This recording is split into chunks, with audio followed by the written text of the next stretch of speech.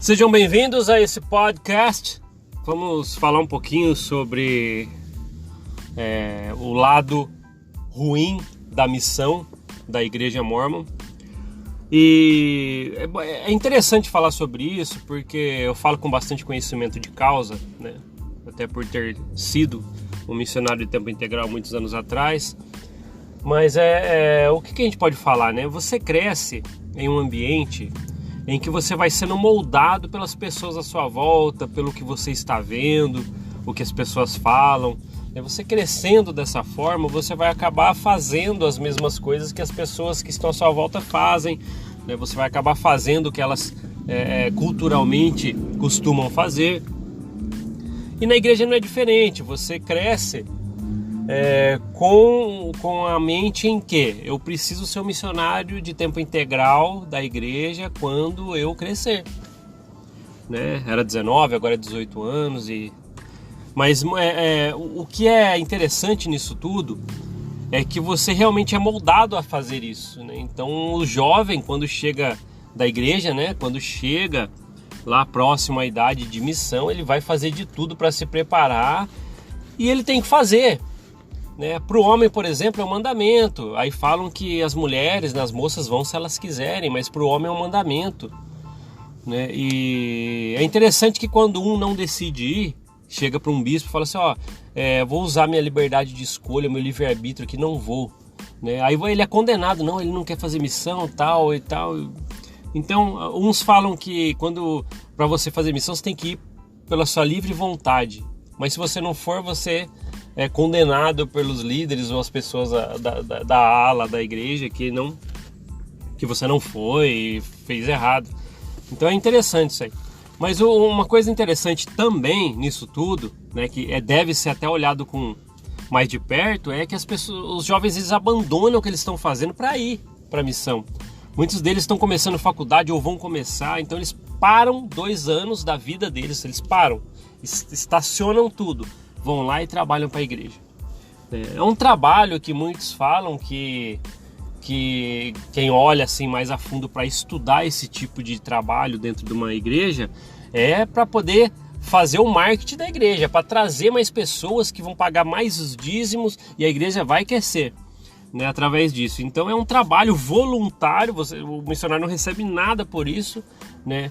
E alguns caem na real, só que eles estão intimidados pela cultura, né? Vamos supor que eles não vão, um jovem que cresceu lá, que faz a primária, que faz o seminário, tal, e chega lá, ele não vai, ele é super mal visto, as moças não vão querer casar com ele porque elas são incentivadas a procurar missionário retornado, tal, e tralalá, e pregam que a vida dele vai ser um inferno se ele não for.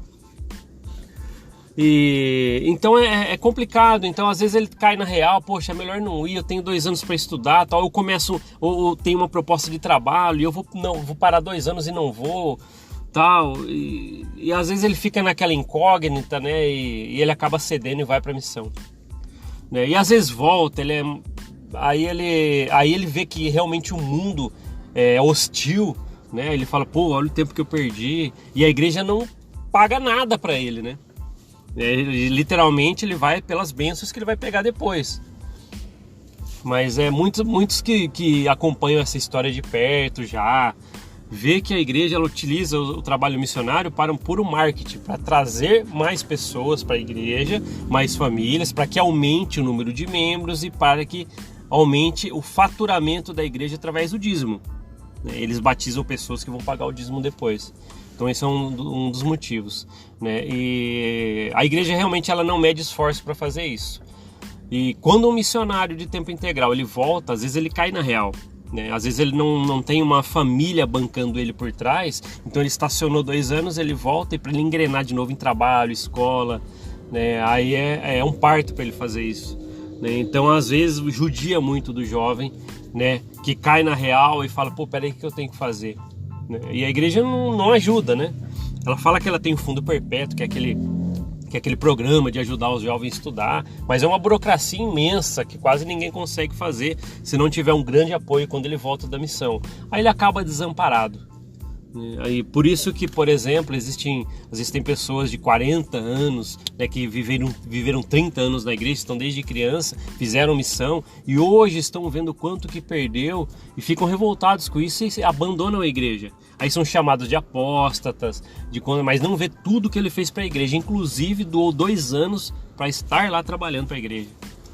Né? Então a missão de tempo integral, quando a gente olha os jovens lá, é um trabalho bonito de se fazer, mas ninguém vê o preço a ser pago por aqueles jovens, né? E o que eles podem colher depois, ou seja, pode não colher porque abandonaram algumas coisas como trabalho, escola, né? E não deixaram que eles escolhessem por eles foram pela cultura, eles foram pelo ambiente que os criou daquela forma. Tem que ser um missionário quando ter crescido. Tanto é que existem aqueles testemunhos já prontos que eles colocam na boca das crianças na primária, quando está na igreja, já são pequenininhos. Quando eu crescer, eu quero ser um missionário de tempo integral. Então ele já cresce até falando isso, né?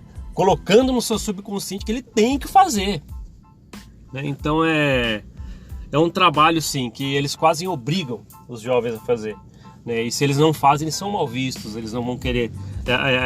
É dito como que ele é fubeca, né? Que é a gíria para, entre aspas, vagabundo, né? Que não quer trabalhar na obra da igreja.